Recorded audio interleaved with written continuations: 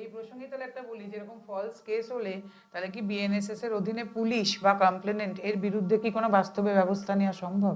দেখুন, আমি বিশ্বাস করি সম্ভব। আমরা কিন্তু বহু মামলা করছি, একের পর এক মামলা করছি, মহামান্য কলকাতা হাইকোর্টে রিট মামলা করছি, পুলিশি হেনস্থার বিরুদ্ধে আসছি। আপনারা জানবেন কিছুদিন আগেও কলেজের কিছু ছাত্রী তারা একটা আন্দোলন করছিল, তাদের পুলিশ তুলে নিয়ে গিয়ে সারা রাত লকআপে রেখে পিটিয়েছিল।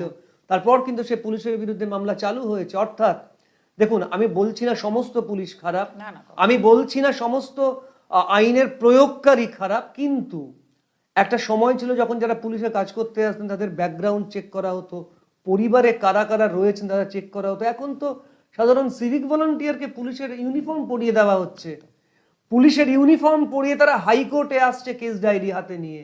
অর্থাৎ ভেবে দেখুন, একটা পরিবারের জীবন যাদের হাতে, তাদের উপর আমরা আস্থা রাখতে পারবো না। অর্থাৎ আপনারা যারা এই অনুষ্ঠান দেখছেন, শুনছেন, ভবিষ্যতেও শুনবেন, তাদের বলি, যদি কখনো মনে হয় পুলিশের হাত থেকে আপনারা অত্যাচারিত এবং সঠিক বিচার পাচ্ছেন না, অবশ্যই মহামান্য কলকাতা হাইকোর্টে আসতে পারেন। আমরা পুলিশি হেনস্থার বিরুদ্ধে বিভিন্ন মামলা করছি। পুলিশ যদি সৎ, সুষ্ঠু, নিরপেক্ষ তদন্ত করে, অনেক দেখবেন আপনার চোখের জল, মানে পুরুষের চোখের জল অনেকাংশে মোছা সম্ভব।